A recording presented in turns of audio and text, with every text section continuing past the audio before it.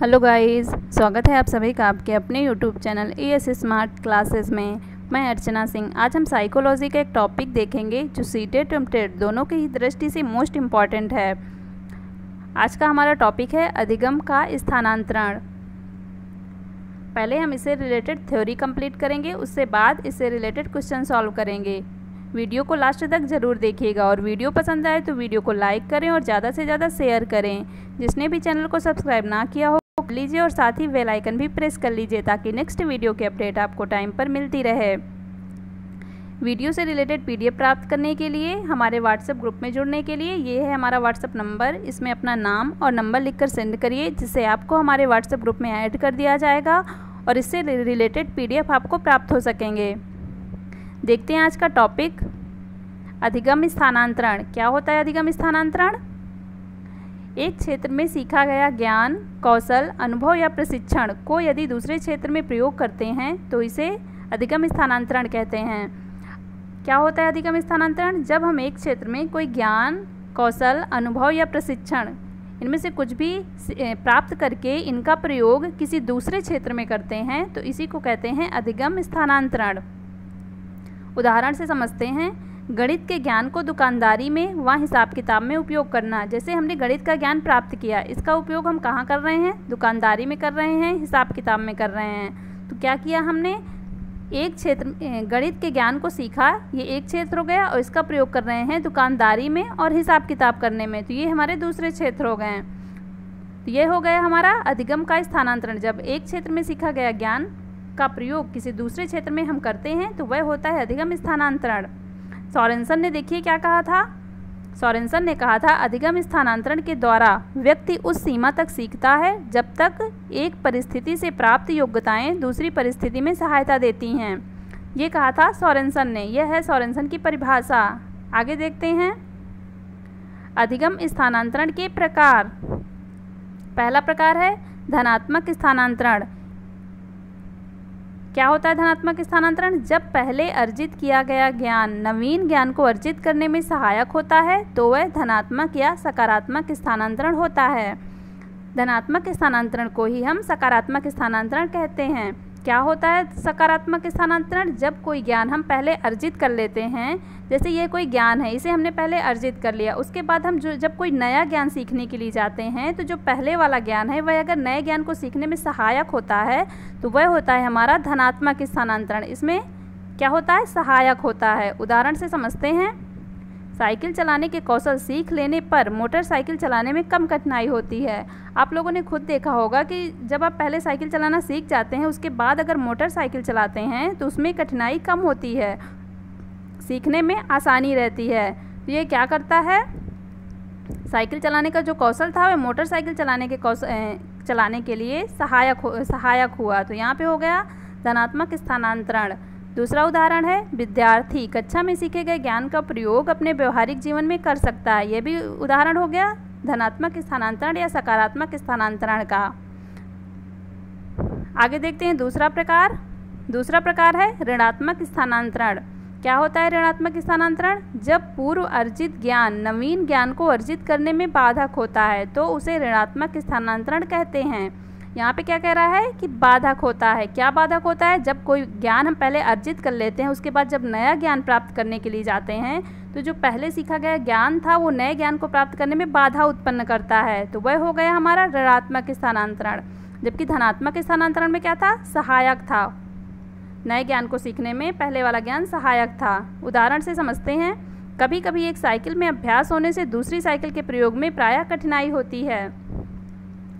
कभी कभी ऐसा होता है कि किसी एक चीज़ में, साइकिल चलाने में या लैपटॉप चलाने में, जैसे लैपटॉप उदाहरण ही ले लेते हैं हम, अगर हम कीबोर्ड से टाइपिंग करते हैं तो उसमें हमारा अभ्यास हो जाता है।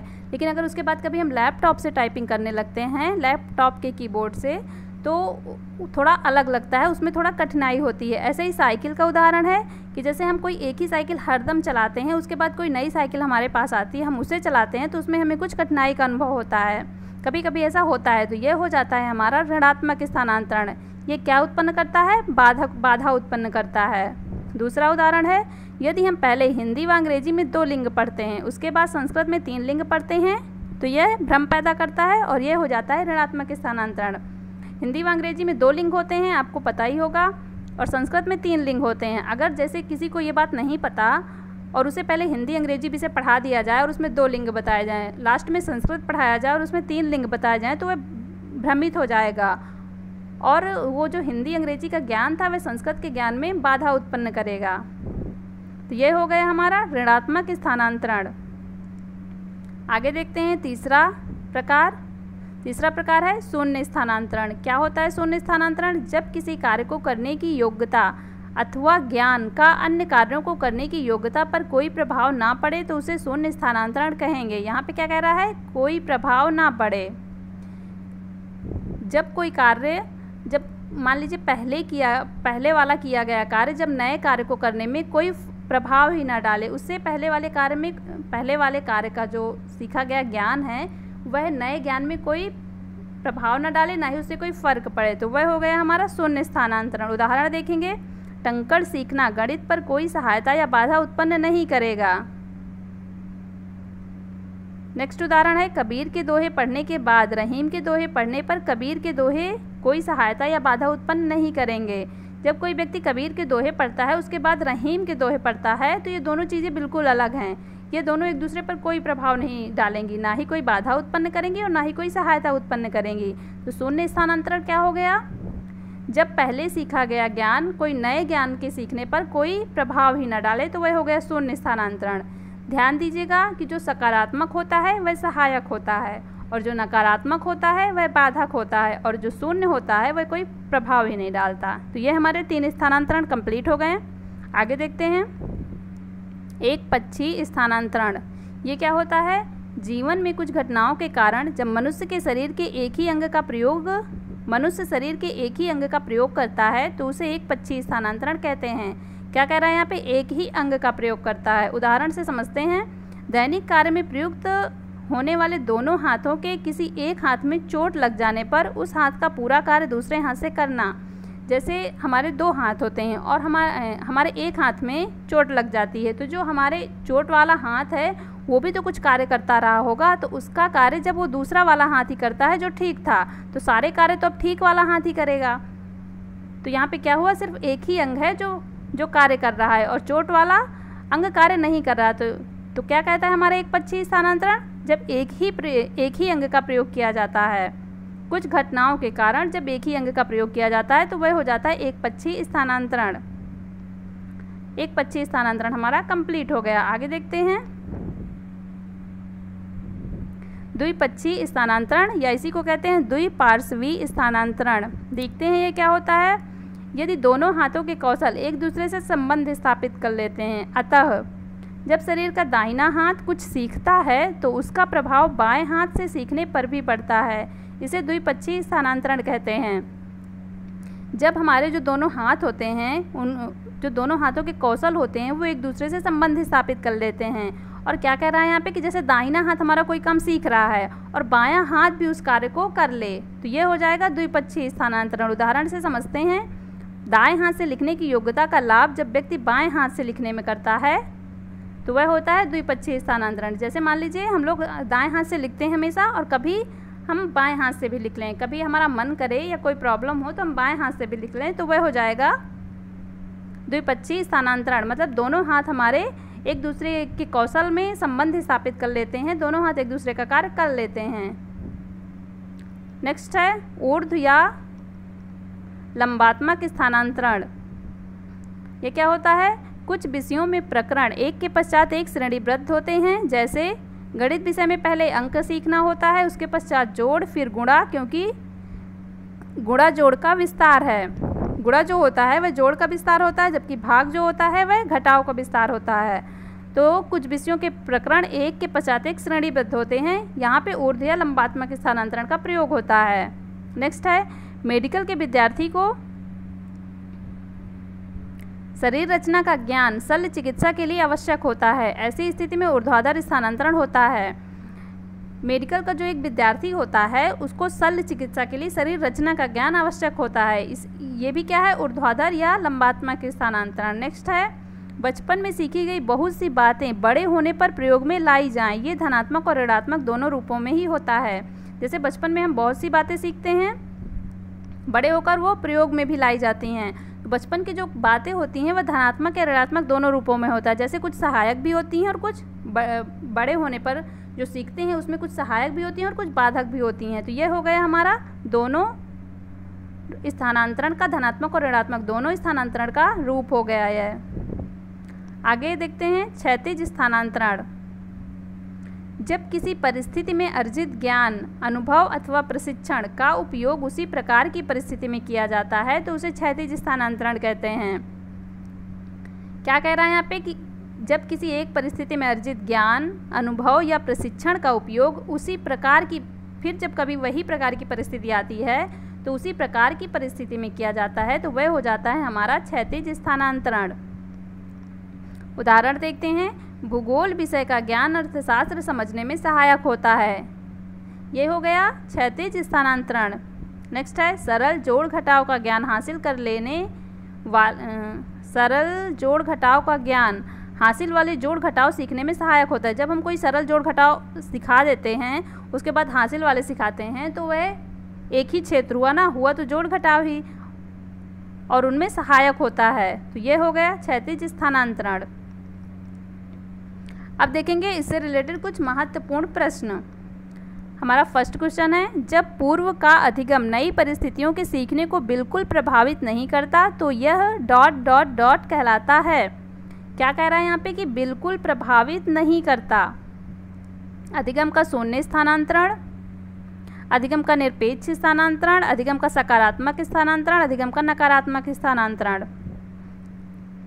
इसका राइट आंसर क्या होगा? इसका राइट आंसर हो जाएगा ऑप्शन नंबर ए। हमने आपको बताया था कि जो शून्य स्थानांतरण होता है वह बिल्कुल भी प्रभावित नहीं करता है, जबकि सकारात्मक में सहायक होता है और नकारात्मक में बाधक होता है, और शून्य में कोई फर्क नहीं पड़ता। Next question,